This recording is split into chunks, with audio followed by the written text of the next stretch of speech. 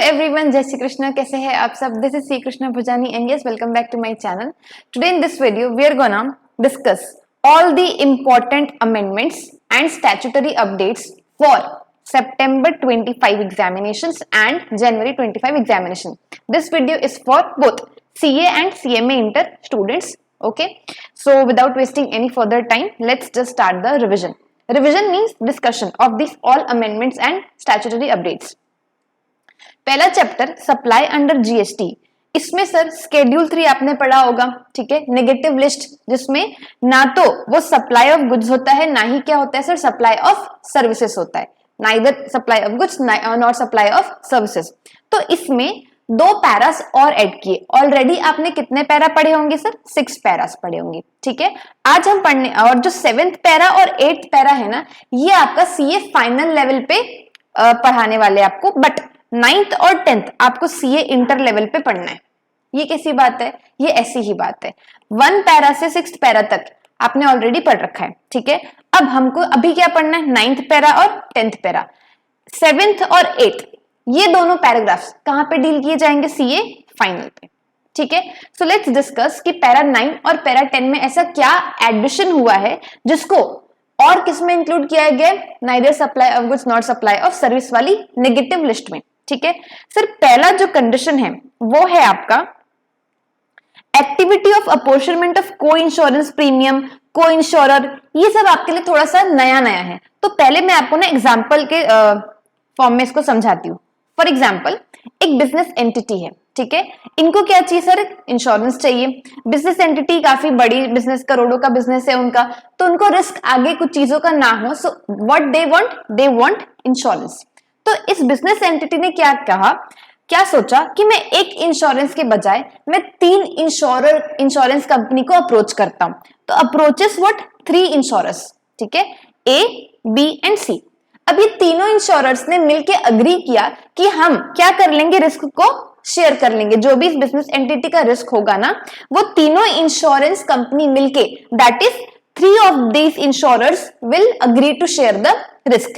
But अब आप एक बात बताओ, अब ये इंश्योरेंस, अब ये जो बिजनेस एंटिटी है, अब ये क्या हर एक ए को, बी को, सी को इंश्योरेंस प्रीमियम देगी क्या? हर तीनों के साथ कंप्लायंस करेगी क्या? नहीं। इसमें क्या कहा गया है? तीनों में से एक को लीडर बनाया जाएगा। किसका नाम क्या रहेगा? Lead insurer. तो ये जो लीड इंश्योरर है ना, ये क्या करेगा? देखो, ये it will pay the insurance premium to whom the lead insurance. It मतलब आपके बिजनेस एंटिटी क्या करेगी? लीड इंश्योरर को इंश्योरेंस प्रीमियम पे करेगी, एंड उसके बाद लीड इंश्योरर क्या करेगा? कलेक्ट करेगा पूरा की पूरा इंश्योरेंस प्रीमियम, और कंपनी को या फिर बिजनेस एंटिटी को क्या इश्यू कर देगा सर? पॉलिसी इश्यू कर देगा, ठीक है। अब ये जो अग्री करते हैं ना टू शेयर द रिस्क, इस अग्रीमेंट को क्या बोलते हैं? को इंश्योरेंस अग्रीमेंट। अभी क्लियर है? को इंश्योरेंस अग्रीमेंट किसको बोलते हैं? लीड इंश्योरर किसको बोलते हैं? ठीक है, तीनों में से एक क्या बनेगा? लीड इंश्योरर बनेगा, जिसको कंपनी क्या करेगी? इंश्योरेंस प्रीमियम पे करेगी, एंड जो लीड इंश्योरर है वो क्या इश्यू करेगा? पॉलिसी इश्यू करेगा, ठीक है। अब जीएसटी की इंप्लीकेशंस की बात करते हैं कि जीएसटी में इसमें क्या इंप्लीकेशन पड़ेगा। फॉर एग्जांपल, ये जो बिजनेस एंटिटी है ना, 5 lakh rupees as insurance premium किसको पे किया? ए, लीड इंश्योरर को, ठीक है। अब लीड इंश्योरर क्या किया होगा? इंश्योरेंस पॉलिसी इश्यू कर दिया होगा, एंड 2 लाख रुपीज जो खुद का शेयर था उसने खुद के पास रखा, एंड जो बचा हुआ शेयर था वो बी और सी को दे दिया एज पर द अग्रीमेंट। मैंने फॉर एग्जांपल मतलब ऐसे ही लिया है, 1.5 लाख ईच, ठीक है। तो ये जो ए ने इंश्योरेंस प्रीमियम दिया है 1.5 लाख का, दैट इज 1.5 लाख ईच, किसको? बी और सी को। तो क्या ये इंश्योरेंस प्रीमियम जो इसको दे रहा है, क्या इसको सप्लाई मानेंगे? क्या इसमें अलग से जीएसटी लगेगा क्या? यहां पे इशू था। तो गवर्नमेंट ने क्या बोला? It will it treated as supply of service? Question mark. क्या सेपरेट जीएसटी चार्ज होगा? Question mark. तो यहां पर कंक्लूजन ये निकाला गया कि अगर लीड इंश्योरर ने सारे अमाउंट पे, that is 5 lakh rupees insurance premium का, इस 5 लाख पे अगर पूरा जीएसटी पे कर दिया, किसने? लीड इंश्योरर ने, तो दोबारा से सेपरेट जीएसटी पे करने की या फिर सेपरेट जीएसटी चार्ज करने का बात आता नहीं है। ये आ जाएगा आपका शेड्यूल 3 में, पैरा नंबर 9। समझा सर? क्योंकि दोबारा से आपको जीएसटी पे करने का कोई सेंस नहीं बनता, क्योंकि एक बार अगर ए ही that is the lead insurer, अगर वो ही 5 लाख पे जीएसटी पे कर देगा तो फिर क्यों फालतू में डबल टैक्सेशन का इफेक्ट हो, क्यों बार बार जीएसटी लगाया जाए उसमें। समझ आई बात। तो यहाँ पे सेपरेट जीएसटी चार्ज होगा क्या, नहीं होगा। ठीक है, अब मैं आपको बताती हूँ पैरा 9 में प्रोविजन की लैंग्वेज क्या बोलती है। अभी आपको एकदम स्मूथली समझ आएगा, ध्यान से पढ़ना। एक्टिविटी ऑफ अपोर्शनमेंट ऑफ को इंश्योरेंस प्रीमियम, जो को इंश्योरेंस थे उनका जो को इंश्योरेंस प्रीमियम था that is 5 lakh rupees by the lead insurer. ये लीड इंश्योरर क्या करेगा सर, इंश्योरेंस जो को इंश्योरेंस प्रीमियम था 5 लाख का, वो अपोर्शनमेंट करेगा किसको, को इंश्योरर को, फॉर द इंश्योरेंस सर्विसेज जो जॉइंटली सप्लाई करता है कौन, लीड इंश्योरर और जो को इंश्योरर, मतलब ए बी और सी जो जॉइंटली इंश्योरेंस सर्विसेज सप्लाई करते हैं उसके अगेंस्ट जो उनको को इंश्योरेंस प्रीमियम मिला है उसका अपॉर्चनमेंट करेगा। तो यहां पर सब्जेक्ट टू द कंडीशन, ये कंडीशन है कि लीड इंश्योरर क्या करेगा, सारा tax, central tax, state tax, जो भी जीएसटी का टैक्स होगा, सीजीएसटी, एसजीएसटी, यूटीजीएसटी और आईजीएसटी, पूरे अमाउंट ऑफ प्रीमियम पे करेगा। ठीक है, जो insured that is the company business entity जो इंश्योरेंस प्रीमियम पे की है किसको, लीड इंश्योरर को, तो लीड इंश्योरर अगर पूरा जीएसटी पे कर देगा तो वो किस पे आ जाएगा सर, पैरा नंबर 9 में आ जाएगा, which is what, negative list of supply, schedule number 3। यहाँ पर डेफिनेशन लिखी है, आप लोग प्लीज इसको एक बार रीड आउट कर लेना, मैं नोट्स अपने टेलीग्राम चैनल पे शेयर कर दूंगी, सो काफी इजीली आपको समझ आ जाएगी। को इंश्योरेंस क्या होता है, जहां पे जॉइंटली सिंगल इंश्योरेंस पॉलिसी को कवर किया जाता है, 2-3 इंश्योरेंस कंपनीज मिलकर, देखो मल्टीपल इंश्योरेंस कंपनीज मिलकर, इसको क्या बोलते हैं अपन, को इंश्योरेंस। ठीक है, को इंश्योरेंस बोलते हैं, और जो अग्रीमेंट उसको क्या बोलते हैं, को इंश्योरेंस अग्रीमेंट। ठीक है, वैसे ही लीड इंश्योरर कौन होता है, तीनों में से या फिर जो भी जितने भी को इंश्योरर्स है उनमें से एक designated as what, lead insurer, उसकी रिस्पॉन्सिबिलिटी क्या होती है एक बार वो रीड कर लेना, मैंने वैसे भी आपको हिंदी में एक्सप्लेन कर चुका है। अब अपन आते हैं पैरा नंबर 10 में। पैरा नंबर 10 क्या बोलता है सर, देखो, services by the insurer to the reinsurer. वापस से अगर मैं पहले ही आपको बताऊंगी तो आपको समझ नहीं आएगा, आते हैं अपन एग्जाम्पल में। ठीक है, एकदम फटाक से समझ आ जाएगा।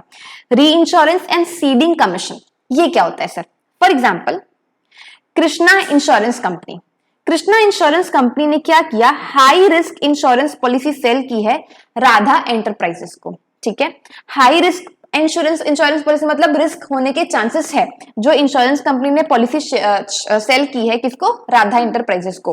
अब उसके अगेंस्ट में उसने क्या कलेक्ट किया सर, 2 लाख का इंश्योरेंस प्रीमियम कलेक्ट कर लिया। अब उसको लग रहा है कि यार मुझे इन फ्यूचर काफी ज्यादा पे आउट देना पड़ सकता है, काफी ज्यादा रिस्क हो सकता है इस इंश्योरेंस पॉलिसी पे, तो फिर कृष्णा इंश्योरेंस कंपनी ने दिमाग लगाया, उसने क्या सोचा, to protect itself from large future payouts, Krishna insurance company ने किसको अप्रोच किया, सुदामा को।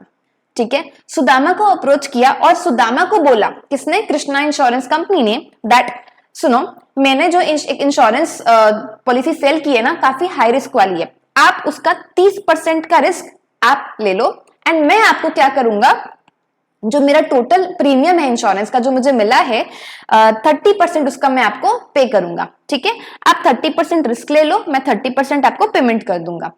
समझ गई बात। अभी बट एक कंडीशन होनी चाहिए कि जो सुदामा है ना, यहाँ पे जो कृष्णा इंश्योरेंस कंपनी है इसने सुदामा को क्या बोला कि आप 30% रिस्क ले लो, मैं आपको 60,000 पे करूंगा, बट बदले में आपको सुदामा को उसको क्या देना पड़ेगा, एज अ कमीशन। क्या कमीशन देना पड़ेगा, क्या वो बोल रहा है कि मैंने आपको बिजनेस दिया, ठीक है, मैं सारे क्लाइंट्स हैंडल कर रहा हूं, आपको सिर्फ रिस्क शेयर करना है, तो उसका तो मैं आपको 60,000 दे रहा हूं, बट जो मैंने आपको सर्विस दी है, क्लाइंट प्रोवाइड की है, इस चीज का मुझे एक कमीशन चाहिए, उसको बोलते हैं अपन सीडिंग कमीशन। 20,000 का सुदामा कमीशन देगा कृष्णा इंश्योरेंस कंपनी को। समझ आई बात, कंफ्यूजन तो नहीं हो रहा है ना। देखो, इंश्योरेंस कृष्णा इंश्योरेंस कंपनी ने हाई रिस्क पॉलिसी जो है वो किसको सेल की थी, राधा एंटरप्राइजेस को। अब उसको फ्यूचर में ज्यादा पे आउट से थोड़ा प्रोटेक्ट करने के लिए फिर कृष्णा इंश्योरेंस कंपनी ने किसको अप्रोच किया सर, सुदामा को। अब सुदामा को उसने कहा कि तुम 30% रिस्क कवरेज आप रखो, सुदामा को बोला, एंड वो बदले में कृष्णा क्या किसको पे करेगा, सुदामा को 60,000 पे करेगा। अब Sudama for giving him the business and handling the clients, Krishna insurance company जो है वो बोलेगी कि सुदामा को आप मुझे एक कमीशन के तौर पर 20,000 रुपीज पे करो। इस कमीशन को क्या बोलते हैं, सीडिंग कमीशन। ठीक है, now what is the issue, ये जीएसटी के पैरा में क्यों लाया गया। यहां पर इशू ये था कि अगर क्या इसको सप्लाई मानेंगे क्या, मतलब यहां पर हम ये मानेंगे कि जो कृष्णा इंश्योरेंस कंपनी है उसने सुदामा को कुछ सर्विस दी होगी जिसके बदले सुदामा उसको क्या दे रहा है 20,000। तो क्या इस 20,000 पे जीएसटी लगेगा क्या? This is the main issue. ठीक है, यहां पर भी जैसा पैरा 9 में हमने कंक्लूजन निकाला था ना, वैसा ही पैरा नंबर 10 में कंक्लूजन निकाला जाएगा। देखो यहां पर यह बोला गया है कि अगर सुदामा पूरे जीएसटी में, पूरे जीएसटी मतलब फुल जीएसटी पे करता है पूरे री इंश्योरेंस प्रीमियम में, उसको कितना री इंश्योरेंस प्रीमियम मिला है कृष्णा से? 60,000 का, राइट? तो इस 60,000 पे मतलब एंटायर री इंश्योरेंस, नॉट इंश्योरेंस, मतलब 2 लाख की बात है वो नहीं कर रहा है, सुदामा को जो प्रीमियम मिला दैट इज 60,000, इस पे अगर वो पूरा जीएसटी पे कर देता है, after that no separate GST shall be charge on the commission part. मतलब इस 60,000 पे आपका सीडिंग कमीशन भी क्या होना चाहिए सर? इंक्लूडेड होना चाहिए। ठीक है, इसके बाद कोई भी सेपरेट जीएसटी चार्ज करने की नीड नहीं है एंड ये फॉल करेगा आपका पैरा नंबर 10 में। समझ आ गया? इंश्योरर, री इंश्योरर, री इंश्योरर मतलब यहां पे कौन था? सुदामा था। अब मैं आपको पढ़ाती हूं प्रोविजन में क्या लिखा है। देखो, services by insurer to the reinsurer. Insurer ने क्या सर्विस दिया? किसको सर्विस दिया? री इंश्योरर को, जिसके बदले में री इंश्योरर क्या देगा सर? सीडिंग कमीशन, या फिर उसको बोलोगे आप री इंश्योरेंस कमीशन। ये डिडक्ट होगा किससे? री इंश्योरेंस प्रीमियम से, that is 60,000 minus 20,000 which is paid by the insurer to the reinsurer. Insurer ने क्या पे किया था? री इंश्योरर को 60,000 पे किया था, इसमें से सीडिंग कमीशन डिडक्ट होगा, राइट? अब सब्जेक्ट टू द कंडीशन, यहां पर भी एक कंडीशन है कि री इंश्योरर क्या करेगा? ग्रॉस री इंश्योरेंस प्रीमियम, ग्रॉस मतलब 60,000 जिसमें सीडिंग कमीशन 20,000 इंक्लूडेड है, तो इस ग्रॉस री इंश्योरेंस प्रीमियम पे जो री इंश्योरर है वो सारे टैक्सेस पे करेगा, inclusive of the set seeding commission और द री इंश्योरेंस कमीशन। तो आपको सेपरेट जीएसटी बाद में चार्ज करने की नीड नहीं है एंड आपका फॉल कर जाएगा पैरा नंबर 10 में, which is what? Neither considered at supply of goods nor supply of services. ठीक है सर। अब अगर आप देखोगे री इंश्योरेंस क्या होता है, आप इसको पढ़ोगे तब आपको इजीली समझ आ जाएगा।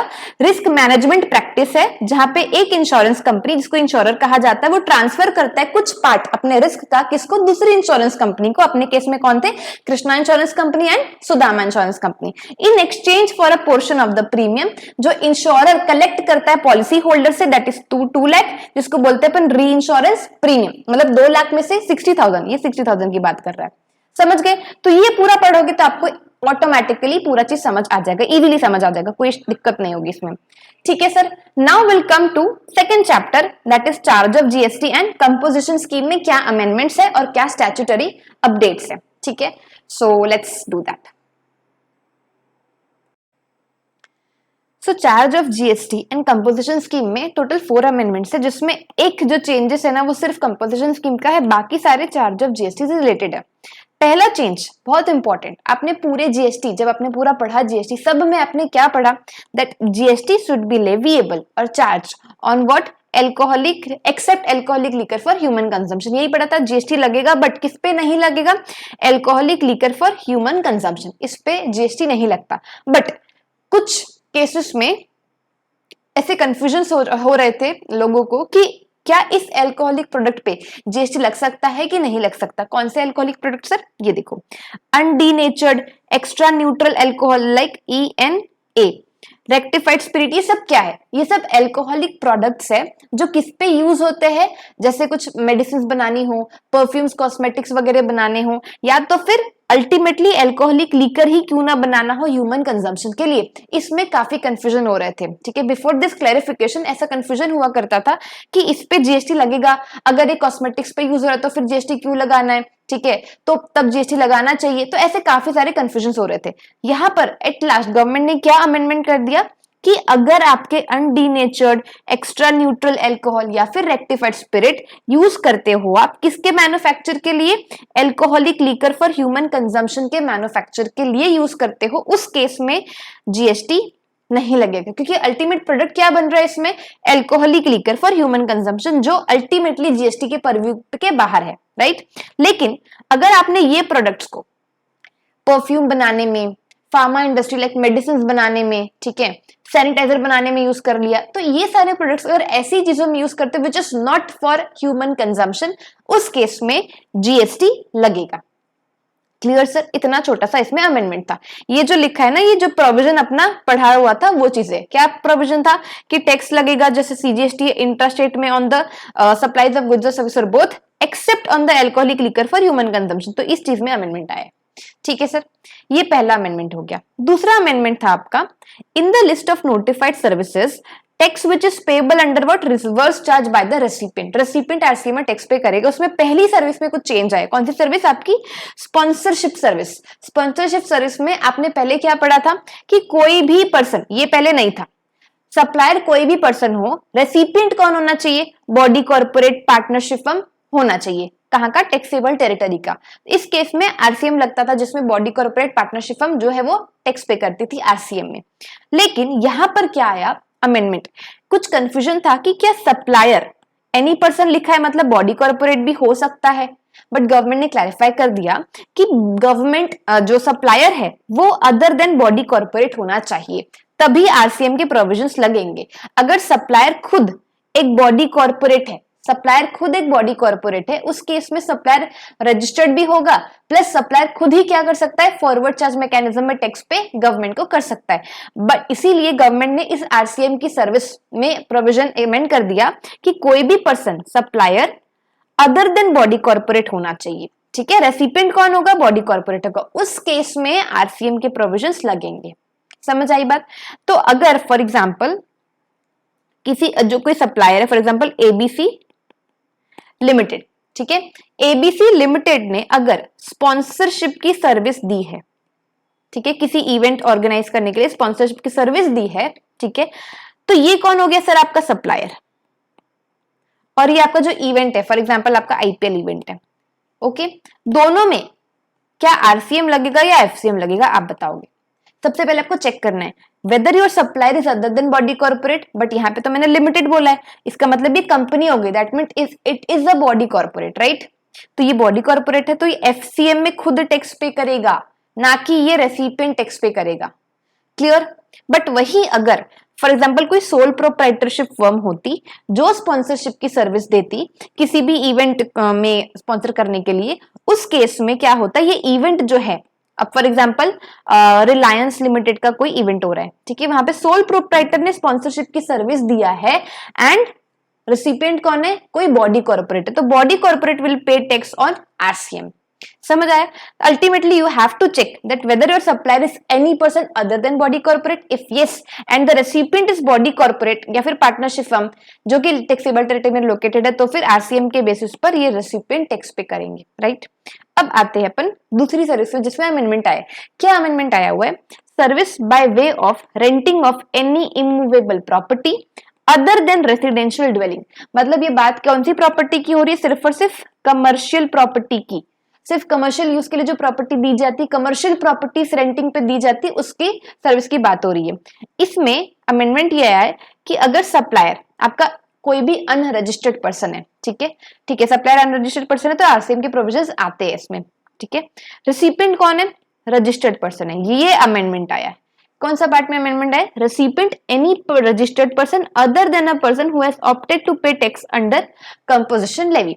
वो पर्सन जो कंपोजिशन लेवी में नहीं किया है, अदर देन अ पर्सन जिन्होंने कंपोजिशन स्कीम में टैक्स पे करने का ऑप्ट किया, उसके अलावा जितने भी रजिस्टर्ड पर्सन है वो अगर आपके रेसिपिएंट्स हैं, रजिस्टर्ड है, तो फिर टैक्स कौन पे करेगा? ये रजिस्टर्ड पर्सन ही टैक्स पे करेंगे।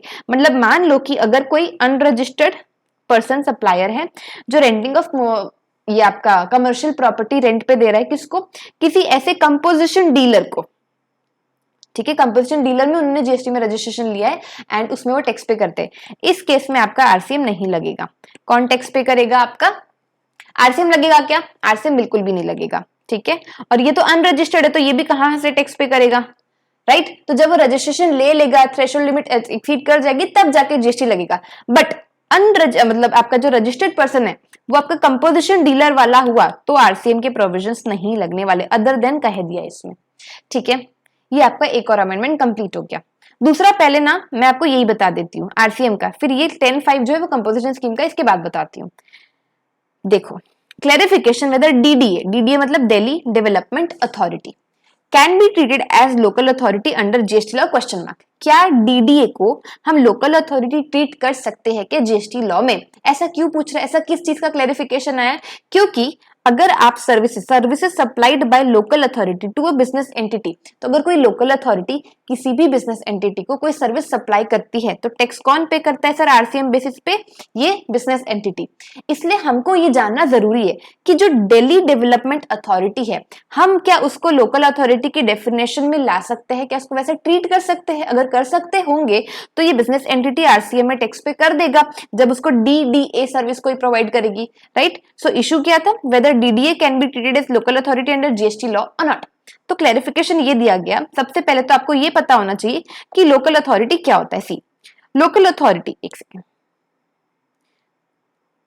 हाँ, local authority which is similar to elected self governing body such as municipality हो गया, फिर आपका नगर पालिका, ठीक है, ग्राम पंचायत, ठीक है, उसके बाद आपका जिला परिषद, ये सब क्या है? आपके elected self governing body such as municipality which is interested with the control and management of what municipal for local fund can be treated as local authority. लेकिन ये जो डीडीए है, क्लैरिफाई किया गया कि इसको आप क्या ट्रीट नहीं कर सकते? लोकल अथॉरिटी ट्रीट नहीं कर सकते, क्योंकि ये जो है वो requirement of local authority meet नहीं कर रही। क्या रिक्वायरमेंट है? सबसे पहला तो इलेक्टेड सेल्फ गवर्निंग बॉडी होना चाहिए, प्लस उसका क्या होना चाहिए sir? Interested in control and management of what municipal for local fund. ये दोनों ही क्राइटेरिया डीडीए फुलफिल नहीं कर रहे थे, इसीलिए इनको लोकल अथॉरिटी में डेफिनेशन में फॉल नहीं करवाया गया है and does not meet the requirement of local authority and hence इसमें आरसीएम के प्रोविजंस भी नहीं लगने वाले। ये छोटा सा क्लैरिफिकेशन सा ध्यान रखना। लास्ट करते हैं अपन कंपोजिशन स्कीम का। देखो कंपोजिशन स्कीम में क्या बोल रहा है? अगर प्रॉपर ऑफिसर के पास ऐसा रीजन है ये बिलीव करने का कि जो टैक्सेबल पर्सन है उसने टैक्स पे किया है under subsection 1 and subsection 2A, 1 और 2A किसके थे? कंपोजिशन स्कीम के, 10(1) और 10(2)A एज द केस में बी, बट वो एक्चुअल में एलिजिबल ही नहीं थे कंपोजिशन स्कीम में आने के लिए, still they are paying tax under composition scheme. उन पर्सन को टैक्स पे करने के अलावा in addition to any tax that may be payable by him under any of the provisions of this act, उसको लाइबिलिटी होगी, किसकी? Penalty लगेगी, plus provisions of section 73 और 74। ये आप लोग सीए फाइनल लेवल पे डिटेल में स्टडी करने वाले। 73 74 किसके बारे में बात करता है सर? यहाँ पे आगे जितने भी अमेंडमेंट्स है मोस्टली केसेस में 73 74 का जिक्र किया गया है। तो 73 74 में आपको नोटिसेस, डिमांड्स भेजे जाती है अगर आपने टैक्स कम पे किया है, ठीक है, टैक्स अगर आईटीसी गलत तरीके से अवेल किया है, ठीक है, या तो फिर फ्रॉड किया है, इस केसेस में आपको क्या होता है सर? 73 74 सेक्शन में आपके पास डिमांड नोटिसेस आते हैं, राइट? तो अगर आप कंपोजिशन स्कीम में एलिजिबल नहीं हो टैक्स पे करने के लिए, still you are paying tax under composition scheme, at that case in that time proper officer जो है वो क्या कर सकता है सर? एक तो पेनल्टी तो लगाएगा ही, प्लस सेक्शन 73 और 74 भी मुटाटिस मुटांडिस मतलब सेम टू सेम अप्लाई होगा for determination of what tax and liability. पहले ये आपका सेक्शन था। अमेंडमेंट क्या आया है?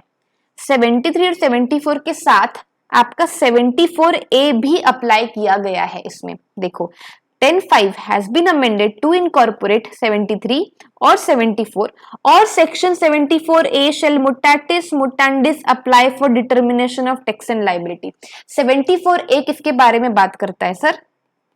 74A बात करता है अगर आपने, हो सकता है कि कोई आईटीसी गलत तरीके से अवेल किया है, राइट?